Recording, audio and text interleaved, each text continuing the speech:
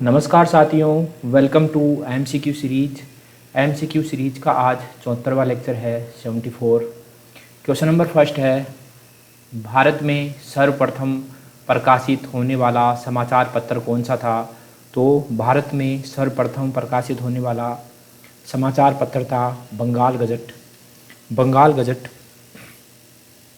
ये इन जो बंगाल गजट है इसको प्रकाशित करने का श्रेय जाता है जेम्स ऑगस्टस हिक्की को। ठीक है, इन्होंने 1780 ईस्वी में द बंगाल गजट का प्रकाशन किया, किंतु कंपनी के कुछ अधिकारियों की आलोचना करने की वजह से इनका जो प्रेस है वह जब्त कर लिया गया। ठीक है, जेम्स ऑगस्टस हिक्की द्वारा 1780 ईस्वी में प्रकाशित द बंगाल गजट अथवा इसका दूसरा नाम है द कलकत्ता जनरल एडवर्टाइजर को भारत का प्रथम अखबार माना जाता है। ठीक है, क्वेश्चन नंबर 2 है, 1857 के विद्रोह के समय बिहार में नेतृत्व किसने संभाला? तो बिहार में नेतृत्व संभाला बाबू कुंवर सिंह ने। बाबू कुंवर सिंह ने। ठीक है, बाबू कुंवर सिंह 1857 के गदर के महान विद्रोही थे। ठीक है, बाबू कुंवर सिंह बिहार में जगदीशपुर के जमींदार थे तथा गदर के समय उनकी आयु 70 वर्ष थी। ठीक है, नाना साहेब, तो जून 1857 में नाना साहब और उनके नेतृत्व में सिपाहियों ने कानपुर में ब्रिटिश सेना पर हमला किया और उस पर कब्जा कर लिया। ठीक है, क्वेश्चन नंबर 3 है, कूका विद्रोह कहाँ हुआ? तो कूका विद्रोह हुआ पंजाब में। कूका विद्रोह हुआ पंजाब में। ठीक है, कूका विद्रोह की शुरुआत पश्चिमी पंजाब में 1840 ईस्वी में भगत जवाहर मल के द्वारा की गई थी। ठीक है, कूका विद्रोह की शुरुआत की गई थी पश्चिमी पंजाब में 1840 ईस्वी में भगत जवाहर मल के द्वारा। ठीक है, भगत जवाहर मल को सियान साहब के नाम से भी जाना जाता था। ठीक है, सियान साहब। ठीक है, इस आंदोलन का मुख्य उद्देश्य था सिख धर्म में व्याप्त अंधविश्वासों और बुराइयों को दूर करना। ठीक है, इसका उद्देश्य क्या था? सिख धर्म में व्याप्त अंधविश्वास और बुराइयां हैं उसको दूर करना। ठीक है, वहाबी आंदोलन की भांति कूका आंदोलन ने भी एक धार्मिक आंदोलन के रूप में शुरू होकर, ठीक है, और बाद में ये राजनीतिक रूप ले लेता है।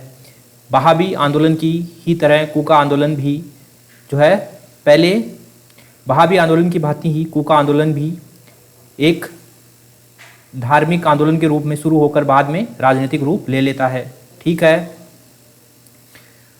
जब राजनीतिक रूप ले लेता है बाद में, जो ये कूका आंदोलन बाद में राजनीतिक रूप ले लेता है, तो इसका परिणाम क्या होता है? इसका परिणाम होता है कि अब इसका उद्देश्य क्या रह जाता है? कूका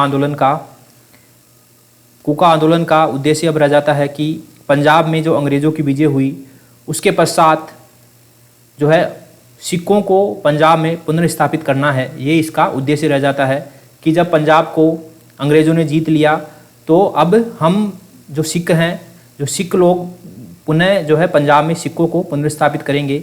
यह इस आंदोलन का जो है मुख्य उद्देश्य रह गया। ठीक है, पहले क्या था इस आंदोलन का उद्देश्य? पहले इसका उद्देश्य धार्मिक था। ठीक है, धार्मिक सामाजिक था, यानी कि व्याप्त अंधविश्वासों और बुराइयों को दूर करना था। लेकिन बाद में ये आंदोलन राजनीतिक हो गया, तो राजनीतिक होते ही इसका उद्देश्य क्या हो गया कि पंजाब से जो अंग्रेज़ों का अधिकार है उसको उखाड़ फेंकना है और सिखों का जो है पुनर्स्थापना करनी है पंजाब में। ठीक है, क्वेश्चन नंबर 4 है, नील आंदोलन कहाँ हुआ था? तो हमको पता है कि नील आंदोलन बंगाल में हुआ था। नील आंदोलन बंगाल में हुआ था। ठीक है, अपनी आर्थिक मांगों को लेकर किए गए आंदोलन में सर्वाधिक जुझारू और व्यापक आंदोलन बंगाल का नील विद्रोह था। ठीक है, नील विद्रोह अंग्रेज़ों के शासनकाल में किसानों का पहला जुझारू और संगठित विद्रोह था। सर्वप्रथम नील आंदोलन की शुरुआत सितंबर 1859 में बंगाल के नादिया जिले में हुई थी। ठीक है, इस आंदोलन के नेता थे दिगंबर विश्वास और विष्णु विश्वास। ठीक है, इनके नेतृत्व में वहाँ के किसानों ने एकजुट होकर नील की खेती बंद कर दी थी। किसानों की एकजुटता के कारण 1860 के अंत में बंगाल में नील की खेती पूरी तरह बंद हो गई थी। नील आंदोलन भारत में बुद्धिजीवियों का सहयोग पाने वाला सबसे पहला व्यापक आंदोलन था। ठीक है। हिंदू पैट्रियट के संपादक हरीश चंद्र मुखर्जी ने इस आंदोलन में महत्वपूर्ण भूमिका अदा की। कौन? हिंदू पैट्रियट के संपादक हरीश चंद्र मुखर्जी ने इस आंदोलन में महत्वपूर्ण भूमिका अदा की थी। नील बागान मालिकों के अत्याचारों का खुला चित्रण दीनबंधु मित्र ने अपने जो नाटक है नील दर्पण में किया था। 31 मार्च 1860 को नील आयोग की नियुक्ति की गई और नील आयोग के सुझाव पर अधिसूचना जारी की गई कि किसी भी रैयत को नील की खेती के लिए विवश नहीं किया जाएगा और सारे विवादों का जो निपटारा है वह कानूनी ढंग से होगा। ठीक है। क्वेश्चन नंबर 5 है गदर पार्टी के संस्थापक कौन थे? तो गदर पार्टी के संस्थापक थे लाला हरदयाल गदर पार्टी के संस्थापक थे। ठीक है। क्वेश्चन नंबर 6 है पुस्तक इंडिया विंस फ्रीडम किसने लिखी? तो पुस्तक इंडिया विंस फ्रीडम लिखी मौलाना अबुल कलाम आज़ाद ने। मौलाना अबुल कलाम आज़ाद, जो मौलाना अबुल कलाम आज़ाद है वे इस्लाम धर्म के ज्ञाता थे। आज़ाद ने उर्दू समाचार पत्र अल हिलाल जो है निकाला था, अल हिलाल प्रकाशित किया था। उन्होंने राष्ट्रीय आंदोलन में सक्रिय रूप से भाग लिया। उन्होंने भारत विभाजन का विरोध किया और स्वतंत्र भारत की जो सरकार थी उसमें वे शिक्षा मंत्री भी रहे। ठीक है। क्वेश्चन नंबर 7 है भारतीय राष्ट्रीय कांग्रेस के लखनऊ अधिवेशन 1916 का अध्यक्ष कौन था? तो भारतीय राष्ट्रीय कांग्रेस के लखनऊ अधिवेशन 1916 का अध्यक्ष था अंबिका चरण मजूमदार इसके अध्यक्ष थे। ठीक है। अंबिका चरण मजूमदार कांग्रेस के महत्वपूर्ण नेता थे। 1916 के अधिवेशन में कांग्रेस के द्वारा मुसलमानों के पृथक निर्वाचिका के प्रावधान को स्वीकार कर लिया गया था। ठीक है। क्वेश्चन नंबर 8 है इनमें से कौन कैबिनेट मिशन के सदस्य नहीं थे? तो क्रिप्स कैबिनेट मिशन के सदस्य थे, पेंथिक लॉरेंस थे और अलेक्जेंडर थे, लेकिन एवरी नहीं थे। तो इसमें ऑप्शन बी सही हो जाएगा।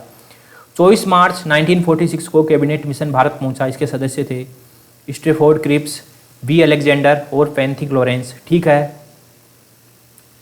क्वेश्चन नंबर 9 है सन 1947 में विभाजन के बाद पाकिस्तान के प्रधानमंत्री कौन बने? तो विभाजन के बाद पाकिस्तान के प्रधानमंत्री बने लियाकत अली खान। ठीक है। Question number